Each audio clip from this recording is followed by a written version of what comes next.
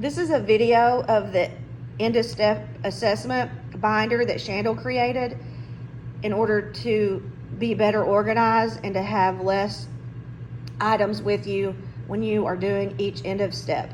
So normally it takes the end of step assessment teacher guide, the student step assessment, and the student recording forms, the teacher manual.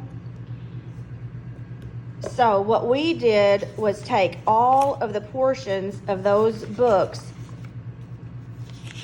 and tear them apart. This is located in your thick teacher manual where you get all the parts for all of your steps. So we copied this and then we have it highlighted so that you know which part to use, and then we have the page numbers on here. So for step 1, this is lesson plan 1.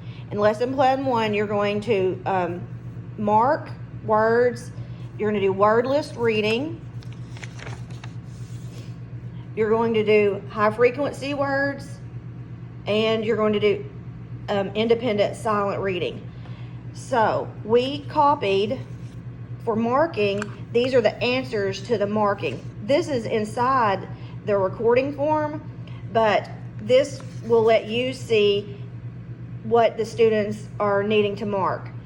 As a hint, I told my kids how many of each one of these that they were looking for, and I did them one at a time. So I would say, look for the buddy letter, look for 5 digraphs, so that it was easier instead of telling them and them having to remember that all at one time.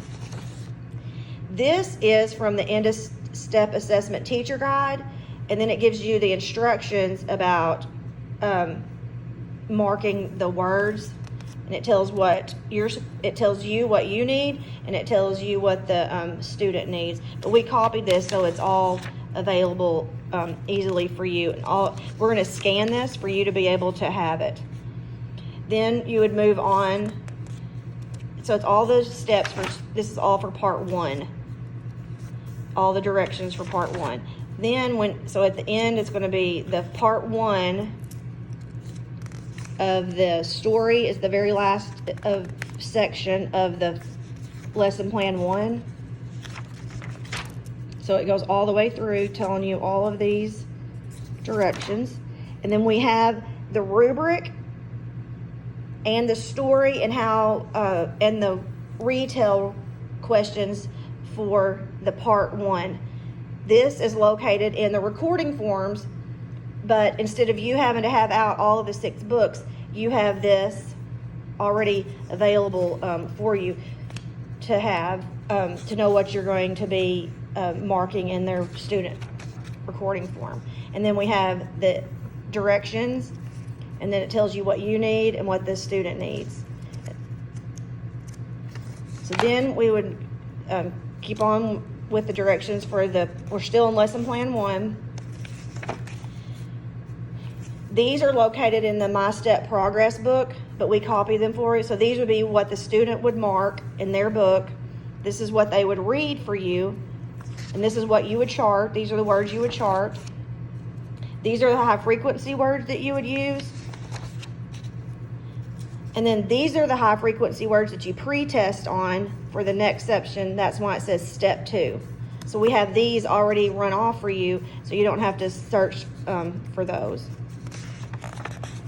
Then we have, here is the silent reading passage for part 1. Because part 1, they are going to read it silently. And part 2 is where they're going to read aloud, and you're going to do a running record. And then here is the rubric that you will need for scoring purposes. Here is the retell rubric. And now we start with lesson plan 2. This is located in the large teacher manual. So then in part 2, you start with dictation. These are the words that you would dictate. These are the phrases. These are the sentences. And then we have the high frequency words ready for you to dictate.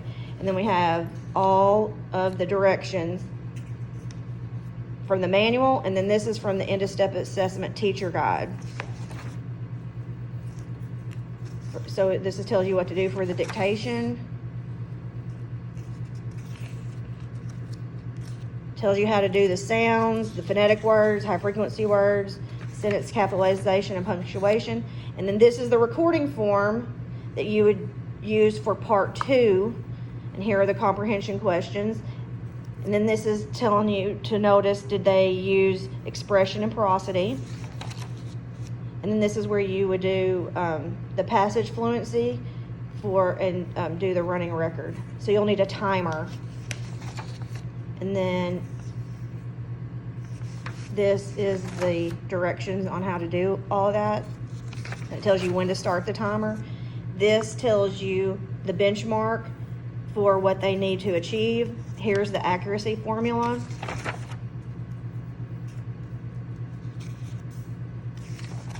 And so that is the end of all of the items that you would need for the end of step assessment for after you finish step 1.